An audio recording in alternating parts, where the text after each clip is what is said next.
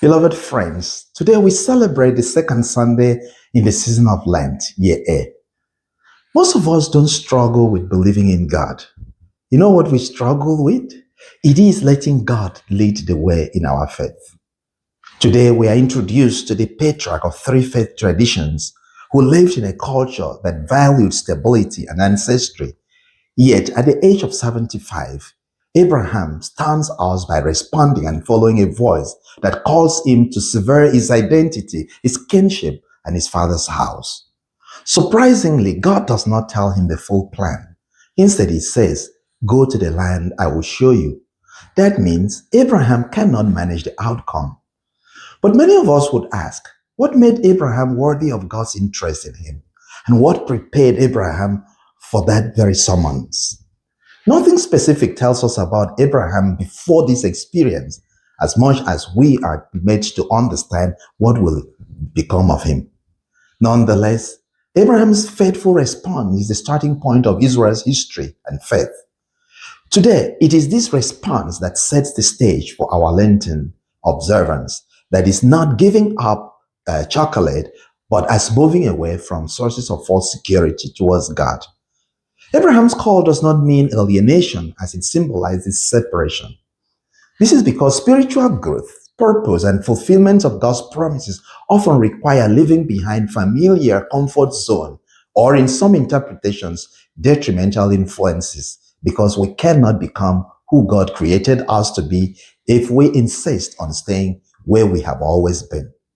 A parishioner once shared that the happiest moment in his life was the day he got his dream job. He felt affirmed, confident, and unstoppable. He said, "I thought I had finally arrived." 2 years later, the company collapsed. He lost the job, the status, and even some friendships. But what surprised him most wasn't the loss. It was the realization that the earlier success was not the destination, but preparation. The confidence he gained there was what carried him through the valley that followed later. Sometimes God calls us to leave the illusion that paralyzes our movement to our better self. The second stage of Abraham's call is the blessing. Although Abraham's call underscores what he put at risk, the promise of blessing reassured him that God always provides for his elect. However, the emphasis of the threefold blessing promised to Abraham is not on Abraham as an individual person, but on the future Israel. For Christians, the larger story takes us to the work of Jesus Christ, particularly the reconciliation that Jesus Christ brought between God and the world through the cross. Through the righteousness of one man, salvation is extended to all nations.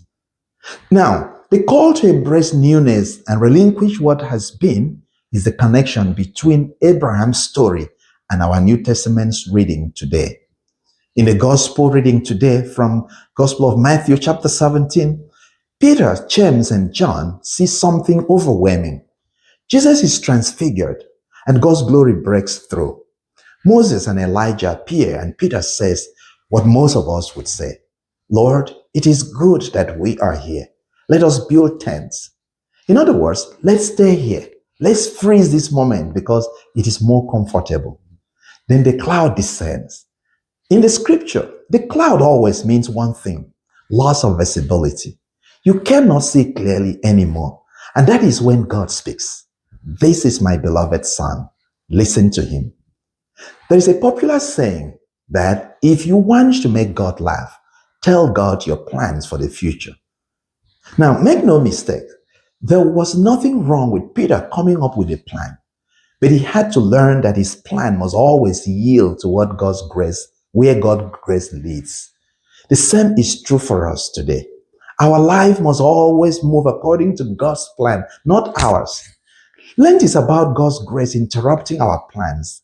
And when he interrupts our plan, he invites us to give up our control, our habits, noise, and certainty, so that we can finally hear what he, God, has been saying all along. In the second reading, Paul writes to Timothy, emphasizing that our call to holiness is not according to our works, but according to his own design. In other words, holiness isn't a ladder we climb through works, It is a position we receive through his design. Christ saved us not because of anything we have done, but because of his own purpose and grace. In fact, God's designs for us is meant to transform us into the kingdom of his beloved children. For this reason, God does not abandon us when our plans fall apart. Jesus tells the disciples in the gospel of today, rise, do not be afraid. When our plans crash and we feel unsettled, Jesus says to us, do not be afraid. The new plan that God puts in place is designed by God's love. Trust it. Now the question is, how is God showing up for you this Lent? Where and to what is he calling you? Remember, you cannot hear or feel his presence if you are only listening or searching for him in familiar places or familiar voices. For example, the prayers we know by heart, traditions we cherish, and routines that make us feel secure. Wait, none of this is bad, but they can quietly replace listening. Perhaps it is time to unscribe from the familiar noise and step into the silence where God speaks and we listen.